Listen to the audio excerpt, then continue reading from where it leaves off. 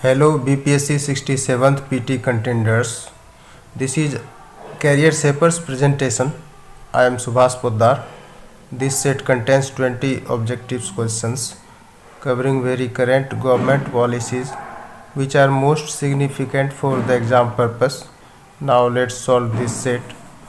Question number 1 देखें। राष्ट्रीय परिवार स्वास्थ्य सर्वेक्षण 5 यानी NFHS 5 के अनुसार पहली बार लिंगानुपात में महिलाओं का अनुपात, ऑप्शन देखें, पुरुषों से अधिक हुआ है, पुरुषों से कम हुआ है, पुरुषों के बराबर हुआ है, पुरुषों से बहुत अधिक हुआ है। तो इसका आंसर ए हो जाएगा, पुरुषों से अधिक हुआ है, बहुत अधिक नहीं हुआ है।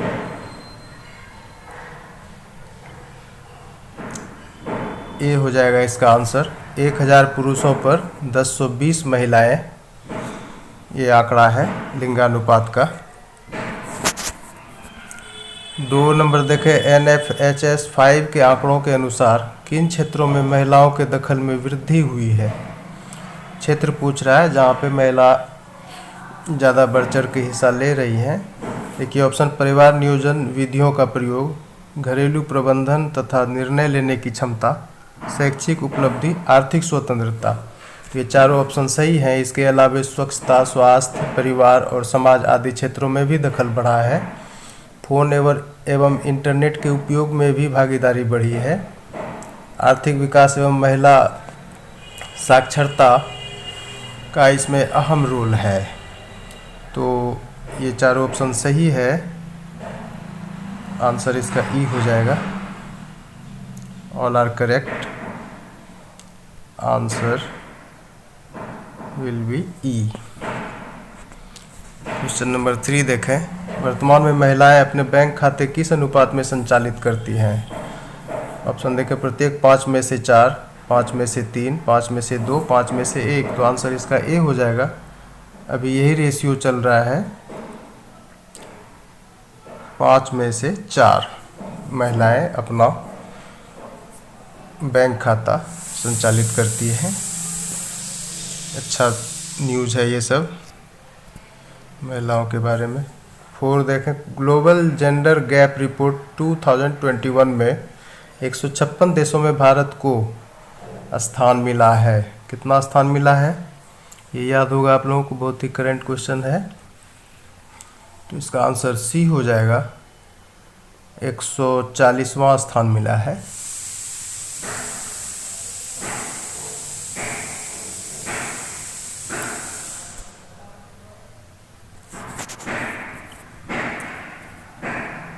फाइव देखें। ग्लोबल जेंडर गैप रिपोर्ट 2020 में 153 देशों में भारत को स्थान मिला है। कौन सा स्थान मिला है, ये 1 साल पीछे का प्रश्न है, ये भी पूछ सकता है। तो 5 का डी हो जाएगा, 112वां स्थान है।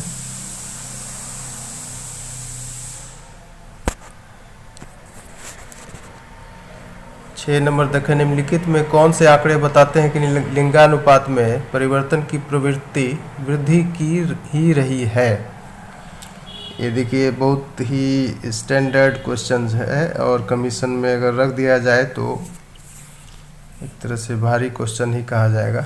देखिए ऑप्शन, सेंसस 1991 में लिंगानुपात 927 था, जो से सेंसस 2011 में 943 हो गया। तो ये आंकड़ा तो सही है, ए नंबर। बी नंबर गलत है,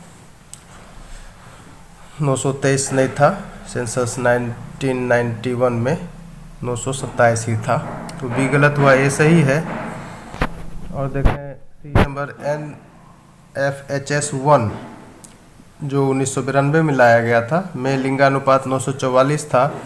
जो NFHS 4 में जो 2015-16 में लाया गया था, उसमें 991 हो गया। तो ये सी नंबर भी सही है। और डी नंबर में गलत सेट किया गया है, 944 की जगह 954 है। तो इसमें ए और सी सही हुआ। आंसर इसका भी ई चला जाएगा। इसको फैक्ट के रूप में याद कर लें। ए और सी सही है, आंसर हुआ ई। ये बढ़ता हुआ प्रवृत्ति दिख रहा है लिंगानुपात में।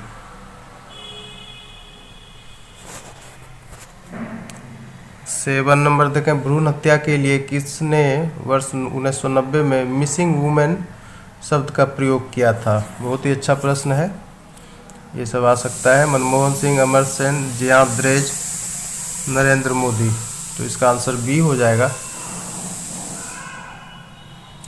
अमर्त्य सेन ने ऐसा कहा था।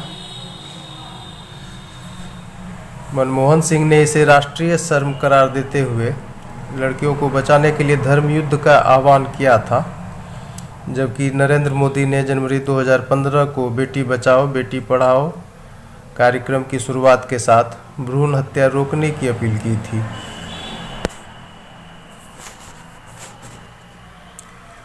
आठ नंबर देखें, NFHS 5 के आंकड़ों के अनुसार लिंगानुपात है। अब ये सर्वाधिक और न्यूनतम पर सेट किया गया है। देखिए, सर्वाधिक केरल 1094, सर्वाधिक केरल 1084, न्यूनतम हरियाणा 879, न्यूनतम हरियाणा 889। तो इसमें आपका आंसर हो जाएगा बी और सी सही है।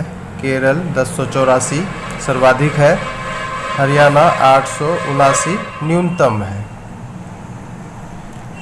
तो 8 का बी और सी सही है, ये और ये आंसर इसका ई हो जाएगा। याद रखें इसको, इस आंकड़े को। 9 नंबर देखें, NFHS 4 की तुलना में NFHS 5 में लिंगानुपात। ये भी अच्छा प्रश्न है, कंट्रास्ट करके पूछा गया है। शहरों की तुलना में गांवों में अधिक वृद्धि दर्ज की गई है, ये सही है। बी गलत है, गांवों की तुलना में शहरों में अधिक वृद्धि दर्ज की गई, ये गलत है, ये नंबर सही है। सी देखें, गांवों में 1009 से बढ़कर 1037, शहरों में 956 से बढ़कर 985। तो सी डी भी सही है, इसका आंसर हो जाएगा ई।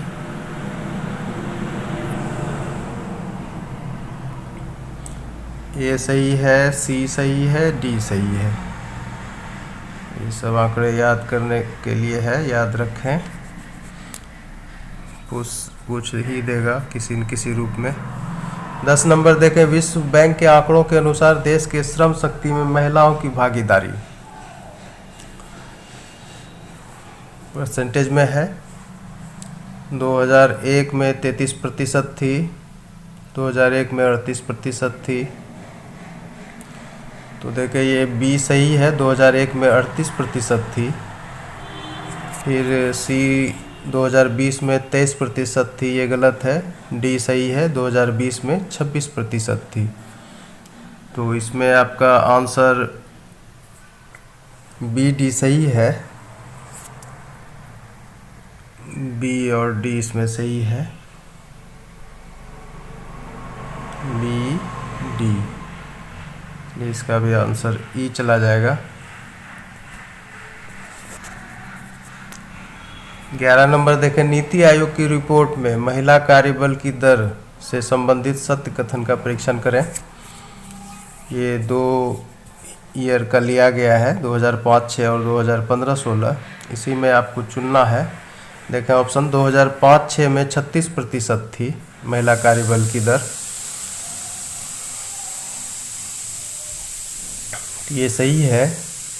महिला कार्यबल की दर 2005-06 में नीति आयोग की रिपोर्ट के अनुसार 36% थी। और ये बी गलत है, 26%। सी 2015-16 में 22.6% थी, ये भी गलत है।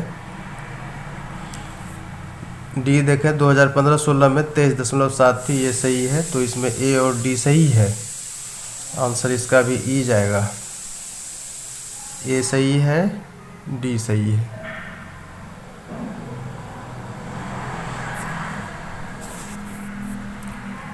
बारह नंबर देखें, कुल श्रम में महिला सहभागिता का कम होने का प्रमुख कारण है। क्या कारण है? कार्यस्थल पर महिलाओं का शोषण, समान कार्य के लिए समान वेतन न देना, महिलाओं को आरक्षण न देना, महिलाओं को केवल घरेलू कार्य हेतु समझना। तो सी डी गलत है, ए बी सही है इसमें। तो आंसर इसका भी ई जाएगा, ए बी सही है। आंसर हो गया ई। 13 नंबर देखें, भारत द्वारा नवंबर 2021 में आयोजित दिल्ली संवाद सम्मेलन में किस देश ने हिस्सा लिया? दिल्ली संवाद सम्मेलन नवंबर 2021 भारत द्वारा आयोजित। देखिए इसमें 2 देश शामिल हुए, ईरान और रूस। 13 का ए और सी सही है, आंसर ई जाएगा, ईरान और रूस।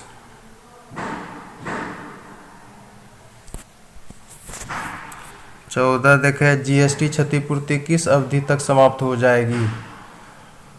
तो जीएसटी कब आया था? जुलाई 2017 को लॉन्च किया गया था, और फिर वो क्षतिपूर्ति के लिए 5 साल दिया गया था राज्यों को, क्योंकि उसको वैट जो सस्पेंड हुआ था उसके एवज में उसको देना था उतना राजस्व केंद्र को। तो देखिए कब तक ये समाप्त हो जाएगा जीएसटी क्षतिपूर्ति की अवधि? तो ये देखिए जून 2022 में ये समाप्त हो रहा है, 5 साल पूरा जाएगा। आंसर ए होगा इसका, जून 2022।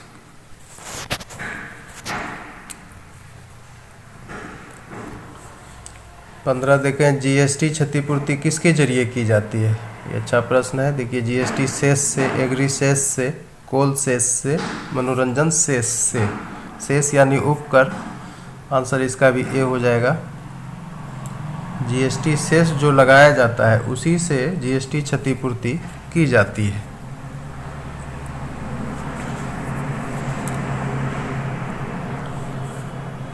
सोलह देखें, तिमाही वित्तीय स्थायित्व रिपोर्ट यानी फाइनेंशियल स्टेबिलिटी रिपोर्ट में आरबीआई ने खासतौर पर निजी क्रिप्टो करेंसी को एक बाधा के तौर पर चिन्हित किया है। तो देखें ये किसकी राह में एक बाधा है? ऑप्शन देखें, गैर कानूनी तरीके से सीमा पार वित्तीय लेन देन के खिलाफ कार्रवाई की राह में। ये सही है। बी गलत है, सीमा पार वित्तीय लेन देन के खिलाफ कार्रवाई की राह में। गैर कानूनी तरीके से अगर सीमा पार वित्तीय लेन देन हो रहा है तो उसके खिलाफ जो कार्रवाई की जा रही है उसकी राह में ये निजी क्रिप्टो करेंसी एक बाधा है, बाधा के तौर पर चिन्हित किया गया आरबीआई के द्वारा। तो ए ऑप्शन सही है। सी देखें, आतंकवादी गतिविधियों के खिलाफ कार्रवाई की राह में, ये भी सही है। डी देखें, स्वर्ण तस्करी के खिलाफ, ये गलत है। तो इसमें भी आपका ए और सी सही हुआ, ए सी। आंसर इसका ई जाएगा। 17 देखें, बिना नाम पहचान वाली क्रिप्टो करेंसी पूरे इकोसिस्टम के लिए खतरा बन रही है। आरबीआई ने इसकी एक शोध रिपोर्ट का हवाला देते हुए कहा। किसकी एक शोध रिपोर्ट का हवाला देते हुए? देखिए judicial action task force, financial action task force, executive action task force, economic action task force. तो आंसर इसका बी हो जाएगा, फाइनेंशियल एक्शन टास्क फोर्स। इसी के एक शोध रिपोर्ट का हवाला देते हुए आरबीआई ने ऐसा कहा। 18 नंबर देखें, वित्त वर्ष 2020-21 में केंद्र सरकार की खाद्य सब्सिडी की रकम कितनी थी? ऑप्शन देखें, 1.47 लाख करोड़ रुपीज़, 2.25 लाख करोड़ रुपीज़, 5.29, 6.29। तो इसका आंसर सी हो जाएगा, 5.29 लाख करोड़ रुपये 2020-21 में खाद्य सब्सिडी की रकम थी। अब देखिए जो चालू वित्त वर्ष है यानी फाइनेंशियल ईयर 2021-22, इसमें खाद्य सब्सिडी 4 लाख करोड़ रुपये से कम रहने की उम्मीद जताई गई है खाद्य सचिव के द्वारा। तो ये जो सुधांशु पांडे हैं उसके द्वारा इन्होंने बताया कि राष्ट्रीय खाद्य सुरक्षा अधिनियम यानी NFSA के तहत खाद्यान्नों की खरीद और वितरण के लिए लगभग 2.25 लाख करोड़ रुपए की खाद्य सब्सिडी का अनुमान है चालू वित्त वर्ष में। प्रधानमंत्री गरीब कल्याण योजना यानी PMGKY को लागू करने के लिए अतिरिक्त 1.47 लाख करोड़ रुपीस खर्च किए गए हैं, ऐसा उनका कहना हुआ खाद्य सचिव का। तो आंसर इसका सी हो गया। 19 देखें, कोयला से बिजली बनाने वाले प्लांट्स में CCU तकनीक का उपयोग वर्तमान में कहाँ हो रहा है? भारत, जापान, चीन, कनाडा। तो आंसर इसका डी हो जाएगा, कनाडा में इस तकनीक का प्रयोग किया जा रहा है। तो देखिए CCU क्या है? Carbon capturing and utilisation. CCU का फुल फॉर्म हुआ कार्बन कैप्चरिंग एंड यूटिलाइजेशन, यही तकनीक है। अब देखिए भारत ने 2070 तक नेट जीरो इमिशन का लक्ष्य रखा है। ऐसे में सभी कोल बेस्ड पावर प्लांट्स पर सवाल उठ खड़े हुए हैं, अतः प्लांट्स के लंबे भविष्य की गारंटी CCU तकनीक को लागू करने से मिल सकती है। भारत में CCU तकनीक को लागू करने का फैसला बिजली मंत्री RK सिंह की अध्यक्षता में NTPC की एक महत्वपूर्ण बैठक में लिया गया है, जिसमें NTPC 20 टन पर डे क्षमता की पायलट प्रोजेक्ट शुरू करेगी। हालांकि अभी जो ये कनाडा है जो अभी तक जो इसका इस्तेमाल कर रहा है, तो ये 110 मेगावाट बिजली बनाने की क्षमता इस तकनीक पर लगा चुका है, CCU तकनीक पर। 20 नंबर देखें, वित्त मंत्रालय ने सरकारी निविदाओं पर परफॉर्मेंस सिक्योरिटीज़ की मौजूदा 3% की दर कब तक जारी रखने का निर्णय लिया है?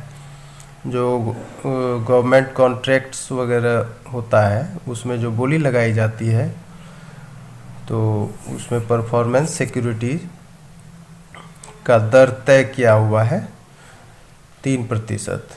तो वित्त मंत्रालय ने इसको जारी रखने का निर्णय कब तक लिया है?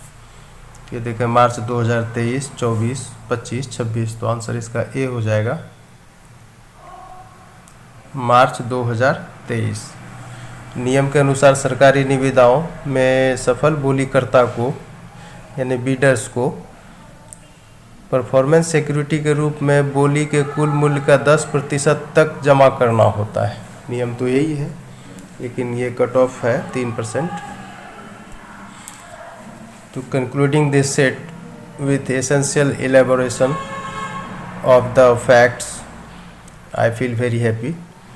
Keep watching videos on Career Shaper. Till then, bye. Thanks a lot.